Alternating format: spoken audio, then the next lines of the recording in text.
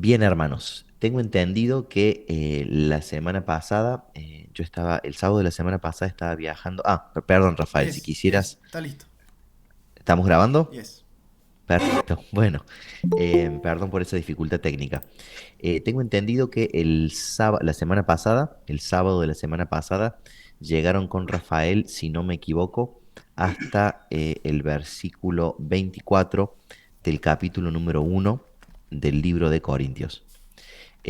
A pesar de que ya hayamos visto esos versículos, vamos a leer desde el versículo 18, capítulo número 1 de Primera de Corintios, solamente para poder entender. Vamos a seguir desde el versículo 25, 26, pero quiero que entendamos o que refresquemos la memoria sobre el contexto de lo que veníamos diciendo. Tengo entendido que la mayoría de ustedes está utilizando la Biblia, la Reina Valera 1960, y voy a estar leyendo en español de esa versión el día de hoy.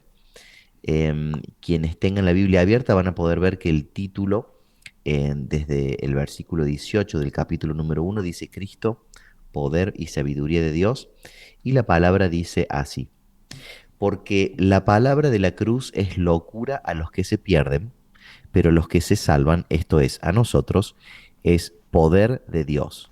Pues escrito está, destruiré la sabiduría de los sabios y desecharé el entendimiento de los entendidos. ¿Dónde está el sabio? ¿Dónde está el escriba? ¿Dónde está el disputador de este siglo? ¿No ha enloquecido Dios la sabiduría del mundo? Pues ya que en la sabiduría de Dios el mundo no conoció a Dios mediante la sabiduría, agradó a Dios salvar a los creyentes por la locura de la predicación. Porque los judíos piden señal y los griegos buscan sabiduría. Pero nosotros predicamos a Cristo crucificado, para los judíos ciertamente tropezadero, y para los gentiles locura. Mas para los llamados, así judíos como griegos, Cristo, poder de Dios y sabiduría de Dios. Y ahí empezamos. Porque lo insensato de Dios es más sabio que los hombres, y lo débil de Dios es más fuerte que los hombres.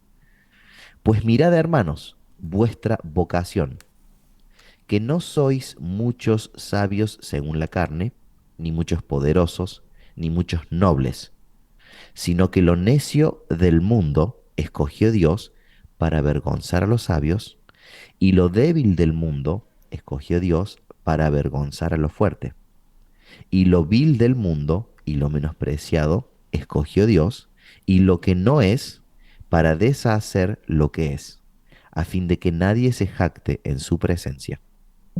Mas por él estáis vosotros en Cristo Jesús, el cual nos ha sido hecho por Dios sabiduría, justificación, santificación y redención, para que, como está escrito, el que se gloría, gloríese en el Señor. Bien, esos son los últimos versículos del capítulo número 1. También vamos a avanzar hoy hasta el versículo número 5 del capítulo número 2, pero vamos a empezar ahí.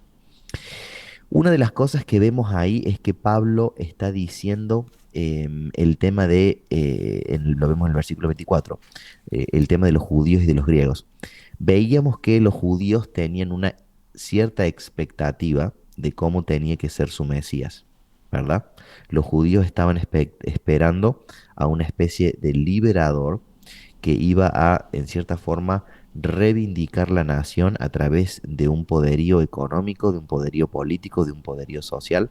Recordamos que los judíos en esa época estaban bajo el dominio del Imperio Romano, entonces en cierta forma no tenían una autonomía completa porque eran una nación que había sido conquistada por el imperio de esa época, que en ese tiempo era el Imperio Romano. Entonces, los judíos de esa época, de la época del Señor, tenían una expectativa sobre cómo iba a ser su Mesías, tenían la idea de que fuera esta especie de figura de libertador, en cierta forma. Y podemos ver que Cristo es, en cierta forma, ese libertador, pero no llega de la forma en la que los judíos lo estaban esperando. Además, en esa época también el mundo secular, por así decirlo, estaba plagado o en cierta forma sometido a lo que era la cultura griega barra romana de la época. Entonces, así como los judíos tenían una expectativa de cómo iba a ser su Mesías o de cómo querían que iba a ser el Mesías, los judíos de esa época ponían digamos, un énfasis o la importancia en el tema de la sabiduría, en el tema de la oratoria, y en cierta forma culturalmente se distinguía de los bárbaros o de los indígenas, en cierta forma, porque se creían que eran un pueblo pensante. En medio de este contexto de los judíos esperando a un Mesías libertador y de los griegos y de los romanos teniendo a la sabiduría sobre un pedestal y a la retórica y el pensamiento sobre un pedestal, aparece Pablo predicando a Jesús.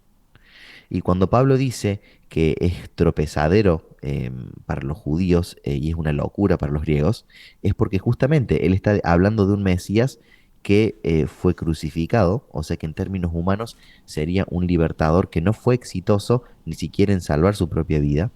Y con respecto a los griegos, estamos hablando de una persona que sería insensata. Así los griegos o los romanos hubieran visto a Jesús en esa época, porque en esa época había justamente esa importancia de la oratoria, esa importancia de la sabiduría y de la distinción con los indígenas o los bárbaros, las personas no educadas. Entonces viene Jesús que ni siquiera puede, con un discurso parabólico, en cierta forma, y viene a relacionarse con gente de todos los estratos sociales.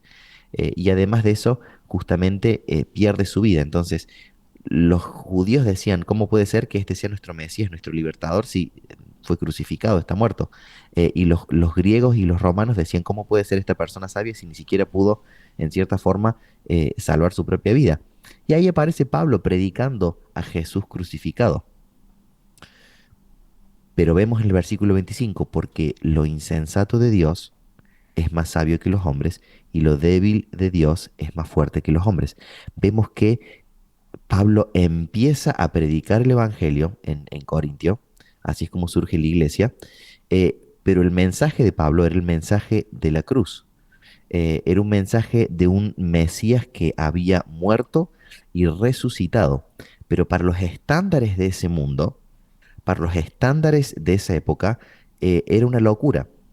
Entonces vemos ahí que el poder de Dios empieza a obrar de una manera misteriosa. ¿Y por qué vemos que el poder de Dios empieza a obrar de una manera misteriosa?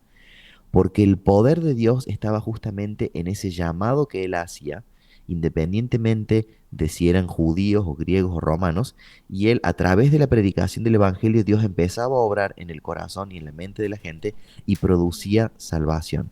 Entonces vemos que en esta forma en la que Dios ha decidido salvar la gente es justamente la predicación del Evangelio. El Evangelio es predicado a todos. Pablo estaba específicamente hablando de este contexto, Pablo estaba en la ciudad de Corintio y él hablaba de la cruz de Cristo. Él habló de la predicción, el nacimiento, vida, muerte y resurrección de Jesús y lo que eso significaba para todas las personas que ponían su fe en Cristo. Ese era el mensaje de Pablo y Pablo predicaba ese mensaje a todas las personas que estaban dispuestas a oírlas. Pero como veíamos en el versículo 24 del capítulo número 1, mas para los llamados, así judíos como griegos, Cristo es el poder de Dios. Entonces vemos ahí que ya empezamos a ver ese llamado de parte de Dios sobre algunos judíos, sobre algunos griegos, y claro, cuando leemos griegos o gentiles en este contexto, estaríamos hablando de personas que no son judías. Nosotros pudiéramos entender que cuando Pablo está hablando de esa forma de los griegos, está en cierta forma hablando en extensión también a nosotros o también sobre nosotros. Entonces vemos que Dios decide invertir el rol de lo que los judíos o los griegos pensaban en esa época.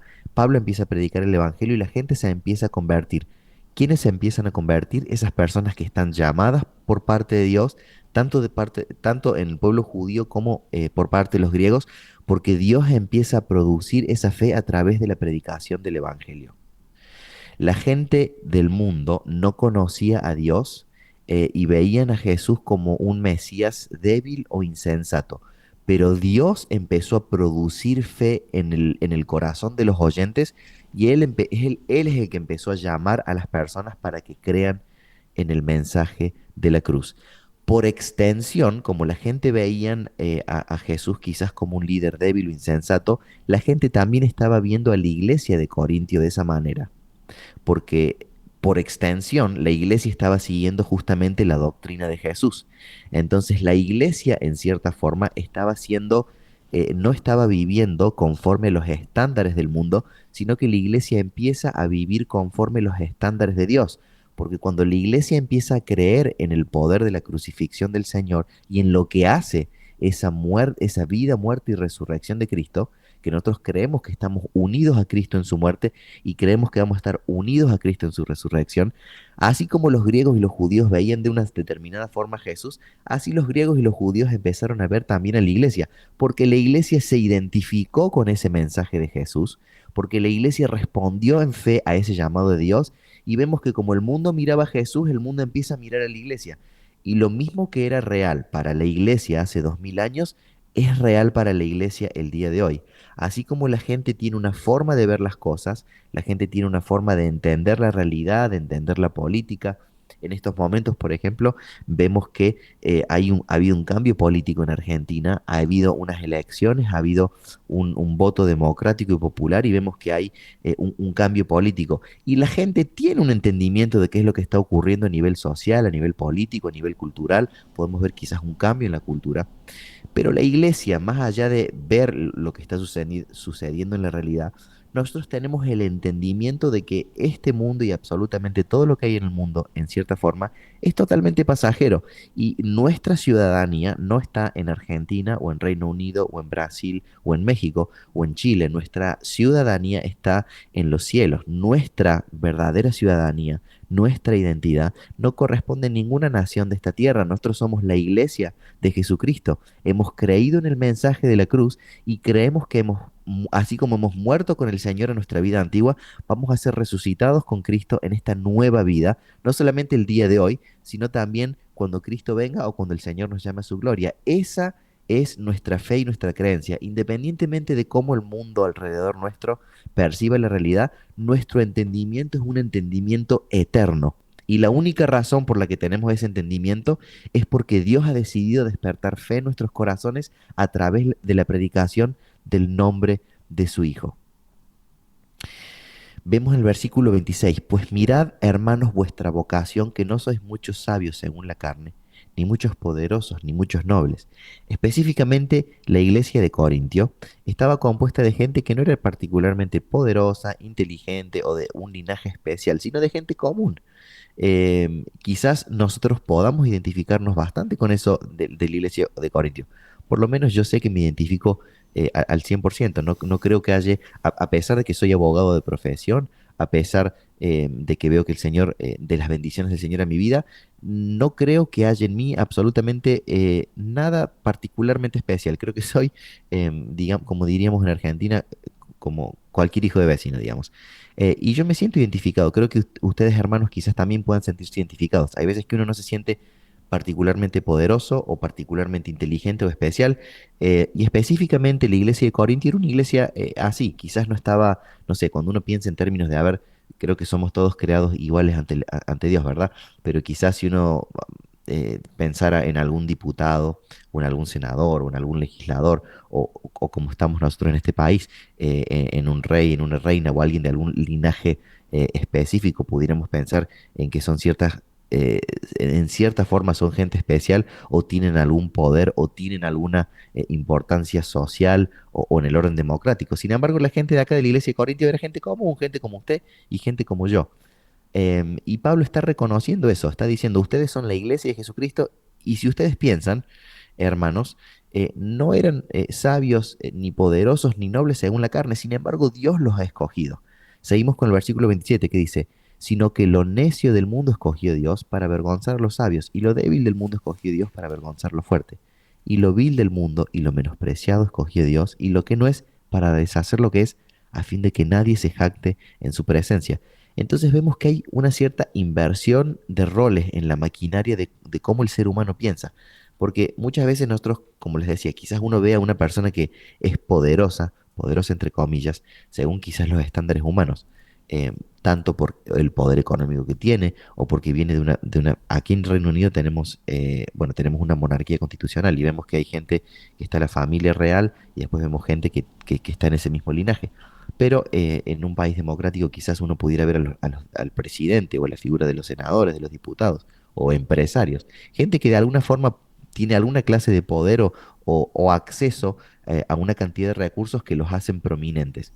La iglesia, en esta forma, no está compuesta por gente prominente, ni la iglesia de Corintios y quizás no la iglesia el día de hoy, en nuestro caso, sino que está compuesta por gente normal. Y lo que Dios nos está queriendo decir ahora es, Dios no va a llamar a alguien por el rol que tenga, por su inteligencia intelectual, por su linaje a nivel humano, por su entendimiento o por un cargo político. Dios escoge justamente, Dios ha decidido escoger a quizás lo menospreciado ante los ojos de la sociedad. ¿Cuántas veces la gente mira a la iglesia como si fuéramos menos? Quizás porque tenemos una actitud humilde, quizás porque tenemos una actitud más pasiva, quizás porque tenemos una actitud más amigable. ¿Cuántas veces somos menospreciados em, por las actitudes que nos caracterizan? Sin embargo, Dios ha escogido justamente a lo que el mundo ve como débil o a lo que el mundo menosprecia, justamente para mostrar que la salvación de Él no se produce por una característica que yo tenga, o por un poder que yo pueda tener, o por mi capacidad económica, sino solamente por la fe en la obra de Jesucristo. Esa es la única razón por la que somos salvos, no porque haya nada especial en nosotros, sino justamente por la obra de Cristo. Dice la Biblia, de vuelta, Dios escogió, y Dios nos escogió a nosotros justamente y esa es la razón por la que creemos, porque Él despertó esa fe basada únicamente en la obra de Cristo en nosotros, lo que significa que escuchamos el mensaje de salvación, la predicación de quién es Cristo y lo que Él ha hecho por nosotros, y nuestros corazones son traídos a nueva gloria y vemos justamente la gloria de Dios en la faz de Jesucristo. Veíamos ahí en el versículo 24, más para los llamados. Nosotros hemos sido llamados por parte del Señor. Dios es el originador de nuestra fe. Dice el versículo 30, más por Él estáis vosotros en Cristo. ¿Más quién es Él? Por Dios. Más por Dios nosotros estamos en Cristo Jesús, el cual nos ha sido hecho por Dios, Cristo en nuestros corazones ha sido revelado como sabiduría, justificación, santificación y redención. ¿Quién es el que hizo la obra en nuestros corazones? Y la única razón por la que creemos, Dios. Por Él nosotros hemos sido hechos en Cristo Jesús, sabiduría, justificación, santificación y redención. Vemos que tenemos, vamos a desglosar eso, sabiduría. Nosotros como iglesia tenemos una sabiduría que el mundo no posee. Tenemos un entendimiento de cuál es la realidad espiritual de las cosas que la gente que no está en la iglesia no entienden. Pablo nos va a decir que las cosas espirituales son discernidas por gente espiritual.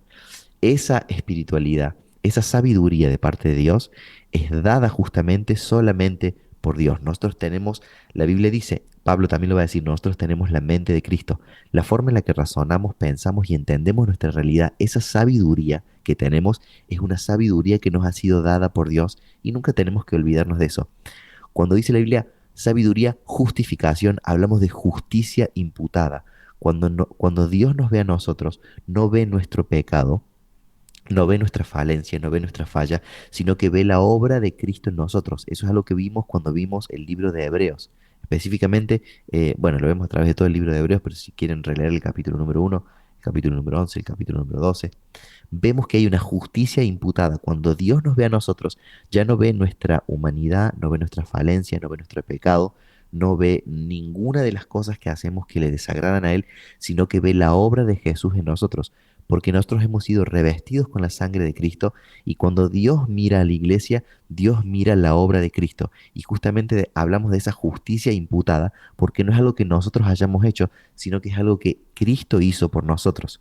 Entonces, cuando Dios nos ve a nosotros, Dios ve la obra de la cruz, la obra de Cristo en nosotros. Luego dice santificación. Santificación es específicamente santificación del pecado. Nosotros somos seres que mientras estemos en este lado de la eternidad, vamos a seguir en cierta forma pecando o fallando. Pero hay una obra de santificación hecha por parte de Dios Y esa obra de santificación es la obra de hacernos crecer en el carácter de Cristo. Crecemos en la obra y en el carácter de Él. Mientras más el tiempo va pasando, nosotros vamos creciendo en la forma que pensamos, en la forma que sentimos, en la forma que actuamos, y nuestra vida se va modificando para parecernos más y más al Señor. Por eso hay veces que cuando una persona recién llega a la fe, hablamos de que es una persona inmadura en la fe.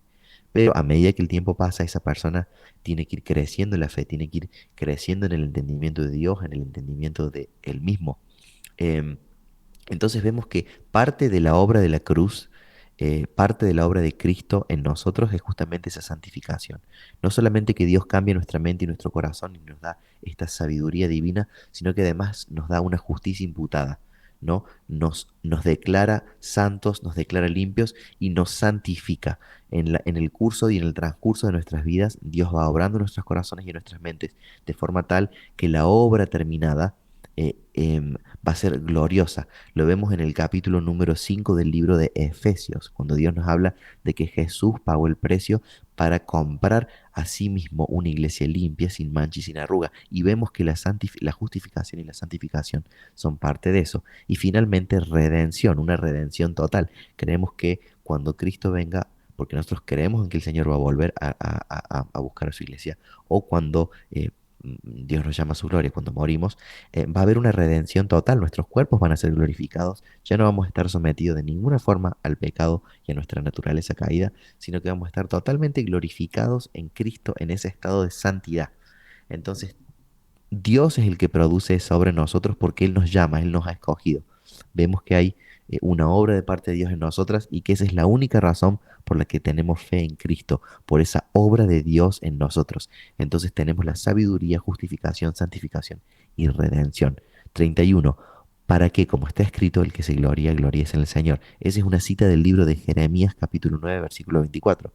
Y de vuelta vemos que todo lo que ocurre en nuestras vidas y nuestra salvación, desde el origen hasta el final, es una obra de Dios, para que nadie se gloria y el que se gloríe en el Señor. Yo no puedo jactarme de absolutamente nada, yo creí en Cristo, porque esa fue la obra del Espíritu Santo en mí.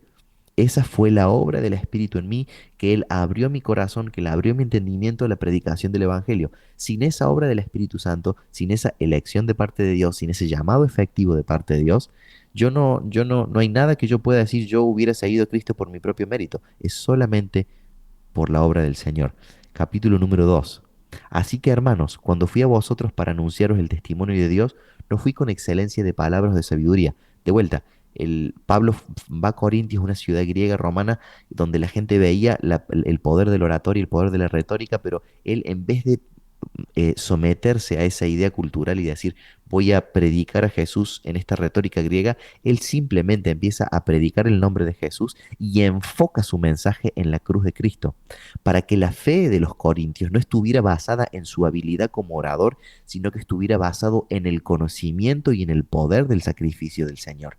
Y nosotros como iglesia tenemos que entender eso y tenemos que tener la misma perspectiva, independientemente que querramos predicar el Evangelio con denuedo, que querramos predicar el Evangelio con claridad, que querramos predicar el Evangelio con unción, nunca tenemos que olvidar que no es nuestra oratoria o las palabras de humana sabiduría las que producen salvación en la gente.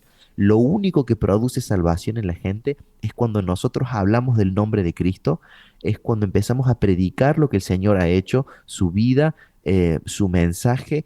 Predicamos que Él murió y que resucitó, que la muerte no pudo retenerlo, sino que Él vence la muerte, Él es resucitado, teniendo el sello de aprobación por parte de Dios, y creemos nosotros que quien pone su fe en Jesús va a recibir esa misma salvación, justificación, santificación y redención, porque el único costo para nosotros ser salvos es justamente poner nuestra fe en Cristo. Somos personas que predicamos la salvación por fe y no por obras. Creemos, por supuesto, que cuando uno es salvo, las obras van a acompañar nuestra fe, pero el mensaje de nuestra predicación es que somos salvos a través de la fe en Cristo, de poner nuestra confianza en lo que Cristo hizo y queremos recibir esa justicia imputada por la obra de Jesús en nosotros. Ese es el mensaje de la iglesia, ese es el mensaje del Evangelio, que somos todos pecadores, que no tenemos absolutamente nada en nosotros que agrade a Dios, sino que únicamente cuando ponemos nuestra confianza en Jesús es cuando podemos recibir esa salvación. Pero no es una salvación que solamente nos salva en el día de nuestra mente, de nuestra muerte o en el retorno de Cristo, sino que es una salvación que nos justifica, que nos santifica, que nos purifica y transforma nuestra imagen y transforma nuestro corazón a la persona de Jesús. Esa es la obra del Espíritu Santo en nosotros. Está escrito que, bueno, el Padre tuvo un ministerio en el Antiguo Testamento, vemos el ministerio de Cristo, y el día de hoy vemos el ministerio del Espíritu Santo obrando en la iglesia, trayendo el entendimiento del poder de la cruz de Cristo. Esa es nuestra fe y ese es el tiempo en el que estamos viviendo, un tiempo donde la iglesia es empoderada a través del Espíritu Santo para proclamar creyendo el mensaje de la cruz. Creemos en Cristo y predicamos a Cristo. Ese es nuestro llamado como iglesia y es lo que va a decir Mateo en el capítulo 28 de los versículos 16 en adelante.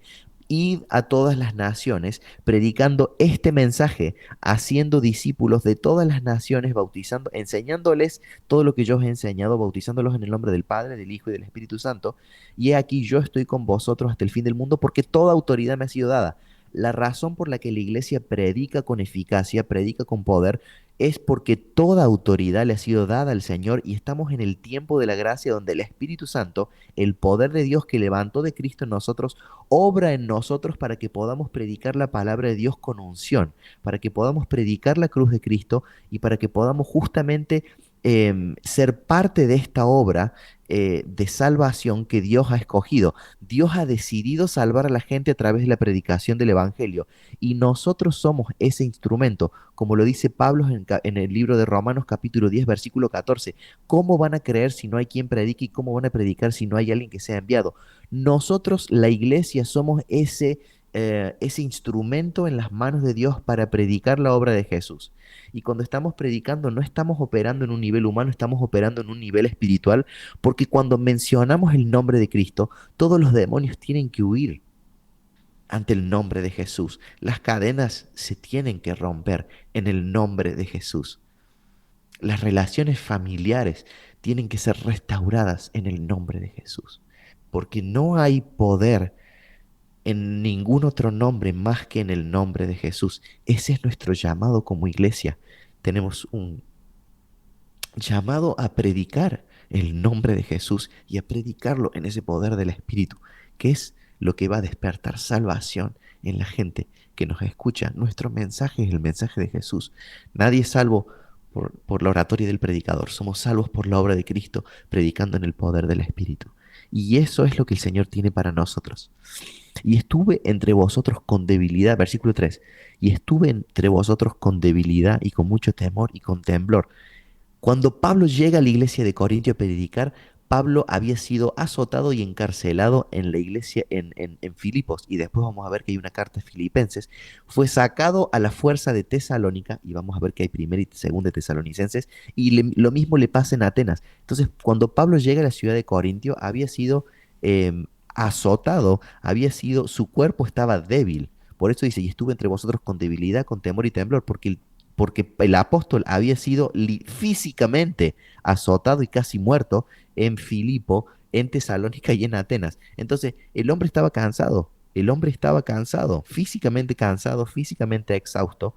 Sin embargo, el poder de Pablo en la predicación del Evangelio no descansaba ni siquiera en su habilidad física, sino que descansaba en el poder del mensaje de Jesús, en el poder del mensaje de nuestro Salvador crucificado, pero resucitado en poder. El poder de su mensaje justamente estaba en predicar a Jesús, en su resurrección y lo que eso significa. Verso 4 del capítulo 2. Y ni mi palabra ni mi predicación fue con palabras persuasivas de humana sabiduría, sino con demostración del Espíritu y de poder, para que vuestra fe no esté basada en la sabiduría de los hombres, sino en el poder de Dios. Nunca olvidemos, hermanos, que la persuasión intelectual no es lo que salva a la gente. La persuasión a través de los argumentos no es lo que salva a las personas. Lo que salva a las personas es una actividad espiritual. Lo que salva a las personas es el poder de Dios en la predicación del Evangelio. Nosotros no vamos a salvar a nadie por cómo somos o por cómo hablamos. La única razón por la que la gente va a venir a salvación es por el mensaje que estamos predicando, porque ahí es cuando empezamos a soltar semillas que el Espíritu Santo deposita en los corazones y Él es el que da el crecimiento. Es a través del Espíritu Santo que las personas crecen, que responden al llamado de salvación y que hay justamente un paso de muerte a vida. Pero nuestro llamado como iglesia es justamente a predicar el Evangelio de Jesús. Tenemos que predicar el Evangelio no solamente los domingos escuchando al pastor, sino que somos llamados a predicar el Evangelio no solamente con nuestras palabras, sino con la forma en la que vivimos en nuestras familias, en nuestro trabajo, en las universidades, en la escuela, en la forma en la que nos relacionamos con la gente. Así como la gente pudo identificar a Pedro y a los apóstoles y le decían, ustedes estuvieron con Jesús por la forma en la que hablan, y no solamente por su dialecto, sino también por el contenido de lo que hablaban, así la gente tiene que poder identificarnos a nosotros como gente que ha estado con Jesús. La gente tiene que decir, ese hombre, esa mujer ha pasado tiempo con Cristo. Ese hombre, esa mujer, hay algo que esa persona tiene, que es producto de una vida de oración, es producto de una vida de sumisión, es producto de una vida de estar en contacto con el Padre. Cuando la gente ora, uno puede saber cuando la gente ora. La gente puede percibir cuando hay una persona que es espiritual, porque el poder de Dios reposa en nosotros. Y ese es nuestro llamado. Ese es nuestro llamado. Como iglesia estamos llamados a vivir esa realidad espiritual, a vivir ese poder espiritual. Si no estamos viviendo en ese poder espiritual, es necesario que vayamos a los pies del Señor nuevamente en oración, que pidamos perdón por nuestras fallas y que digamos, Señor, ayúdame a vivir en ese poder, en el espíritu que resucitó a Jesús de los muertos, porque como iglesia estamos llamados a eso. Estamos llamados a vivir disfrutando de todas las bendiciones por las que Cristo pagó en su muerte. Entonces, si el Señor pagó por nuestra paz, por nuestro gozo y por justamente ese poder para predicar el Evangelio, vivamos nuestras vidas de forma tal que disfrutemos todos los beneficios que el Señor nos ha dado a través de su muerte. Sobre todas las cosas, esa amistad con Dios, esa relación con el Señor, esa cercanía con Dios que Dios quiere tener con nosotros. Y vamos a concluir el estudio el día de hoy acá. La última cosa que voy a decir es que Dios ya había profetizado que Él iba a utilizar lo débil y lo menospreciado para, para confundir la sabiduría de los sabios. El libro de Isaías capítulo 61 dice, el Espíritu de Jehová el Señor está sobre mí, porque me ungió Jehová, me ha enviado a predicar buenas buenas nuevas a los abatidos, a vendar a los quebrantados de corazón, a publicar libertad a los cautivos y a los presos, apertura de cárcel. Vemos el cumplimiento de esa palabra en Cristo, vemos el cumplimiento de esa palabra en el Señor. El Espíritu de Jehová estuvo sobre el Señor y Él ha sido enviado justamente para predicar buenas nuevas a los abatidos, a vendar a los quebrantados de corazón, a publicar libertad a los cautivos y a los presos, aperturas de cárceles. Entonces, nosotros estamos dentro de ese público, estamos dentro del grupo de las personas abatidas y quebrantadas. Qué bueno es saber que Cristo en nosotros nos ha traído esa libertad, nos ha venido a proclamar esa apertura de cárcel. Nadie en la iglesia tiene por qué estar en la cárcel del pecado. Nadie tiene por qué estar sometido al yugo del pecado. Jesús ha pagado el precio por nuestra libertad. Si hay algún pecado que ustedes sienten, las personas que me están escuchando, que ustedes están sometidos a eso y no pueden salir de eso, déjame darte las buenas noticias de que Jesús fue ungido para predicar libertad a todas las personas que están en cárceles, oprimidas, a todas las personas que están sometidas a eso. Y hay libertad en el nombre de Jesús. No creamos las mentiras de Satanás, ni creamos las mentiras de nuestro propio pecado, sino que creamos lo que la palabra dice. Entonces, cuando vengan esos pensamientos a nosotros, cuando venga esa debilidad, tengamos entendido, el Espíritu de Jehová está sobre mí. El Señor dijo eso, el Espíritu de Jehová está sobre mí. Él fue ungido para predicar buenas nuevas a los abatidos. Hemos recibido las buenas nuevas del mensaje de salvación. Hemos sido vendados. Dios ha sanado nuestro quebrantamiento y Dios nos ha traído libertad. Y con esa palabra del libro de Isaías voy a terminar el día de hoy. La semana que viene vamos a estar arrancando del versículo número 6 del capítulo número 2 del libro de Corintios. Espero que haya sido de bendición, hermanos. Rafael, te paso el Amén. micrófono. Gracias, Señor. El Señor nos ha bendecido con su palabra. Salimos bendecidos, nos salimos fortalecidos con esa palabra tremenda que el Señor nos ha dado en esta mañana hermosa, ¿verdad? Y, y me quedo con ese versículo también que el apóstol Pablo dice: pues me propuse no saber entre vosotros cosa alguna sino a Jesucristo y a este crucificado, ¿no?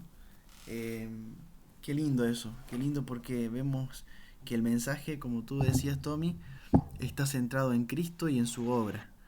Y ahí están todas las riquezas de la sabiduría. Entonces, que eso sea lo que Amén. hablemos, porque también en este capítulo veíamos que hablemos una misma cosa, que esa sea nuestra conversación diaria, ¿no? Entre los hermanos, en nuestra familia.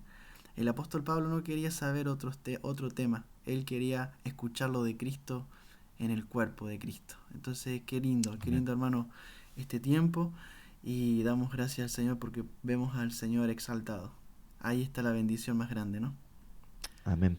Vamos ahora, Rafita, para Amén. terminar la palabra de Señor, te damos gracias por tu palabra, te damos gracias por tu presencia. Señor, en este momento te pido, cada persona que está escuchando en este momento y los que van a escuchar el audio más tarde, Señor, Amén, oro, Señor. Señor, en el nombre de Jesús, para que todas las personas que están escuchando el mensaje que han escuchado, Señor, puedan responder en fe a la obra de Cristo, que Amén, puedan Señor. responder en fe a la proclamación de tu palabra. Oro, Señor, para que en el nombre de Jesús toda persona que está abatida, quebrantada y en cárceles de pecado sean liberados, Señor. Mm, En el nombre de Jesús, Señor, oro para que tú traigas libertad de pecado a las personas, Señor. Oro amén, para que Señor. las mentes, los nudos, Señor, en las mentes puedan ser desatados y las personas puedan tener un entendimiento de quién eres tú, Señor. Amén, Oro por Señor. los corazones de los oyentes para que el Espíritu Santo Amén, sea Señor. glorificado en ellos. En el nombre de Jesús, oro para que como la iglesia de Hechos, Señor, de Hechos de los Apóstoles en la antigüedad, fue llena del Espíritu Santo. Oro para que tu presencia, Señor, llene a cada persona que ha escuchado el Amén, Señor. mensaje, desde la planta de los pies hasta la punta de la cabeza, Señor. Oro para que sean revestidos de toda la gracia de Jesucristo. Oro para que sean llenos de tu presencia, llenos de tu unción. Y en el nombre de Jesús, oro para que llames a aquellos que están muertos a la vida de tu Hijo, en el nombre de Jesucristo, Señor. Y para que toda montaña sea derribado y para que todo valle sea alzado y el nombre de Jesucristo sea glorificado en cada familia, en cada hombre, en cada mujer, en el nombre de Jesús. En el nombre de Jesús oramos, Señor. Amén y amén. Amén. Gracias, Señor. Bueno, mis hermanos, nos saludamos entonces. Bendiciones a todos mis hermanos escudriñadores, mi tío Jorgito, Nor, Ani, Anabela, La Roa, están ahí, Josecito. Prendan sus micrófonos si quieren. Bendiciones a todos. Bendiciones. Bendiciones. Muchas Preciosa bendiciones. palabra. Bendiciones para todos. Dios los Bendiciones. bendiga a todos. Bendiciones, bendiciones también por acá. Ahí, Amén. bendiciones. Se los quiere mucho, mis Bendiciones a todos. hermanos. Gracias por estar, gracias por separar su tiempo. Y proseguiremos en conocer a Jehová. Esa es la meta nuestra, proseguir en ese conocimiento, proseguir, amar, buscar. Bendición. ¿Ah? Sigamos, prosigamos y sabemos que Eso. somos enseñados por Dios. Pastor, ¿estás ahí? Acá estamos, hermano, acá estamos. Bendiciones a todos, a los coordinadores, muy linda palabra. Amén. Vamos Amén. adelante. Dice que somos edificados por esa palabra de nuestro Dios. Así que esta palabra de edificación nos ayuda a seguir formando esta casa espiritual que es eterna. Así que cada uno como piedras vivas somos edificados. Así que damos muchas gracias al Señor y vamos adelante en esta sabiduría eterna. Amén. Amén. Amén. Amén. Muchas bendiciones, hermanos. El Señor los bendiga. Saludos desde aquí de Bendiciones. Belfast. Chao, Roxy querida. Bendiciones a todos. Los queremos, Clau. Bye. Gabriela, bendiciones, mi hermana Gabriela. Bendiciones para todos. Bendiciones, Jorgito. Saúl, ahí están todos. Jorgito, Saúl, ¿dónde estás? Acá estoy. Ahí Chicos, Sole. Hola, hola, Pastor. bendiciones, gusto verlos. Igual. Hola, pastor. Hola, mi hermano querido, bendiciones, saludos.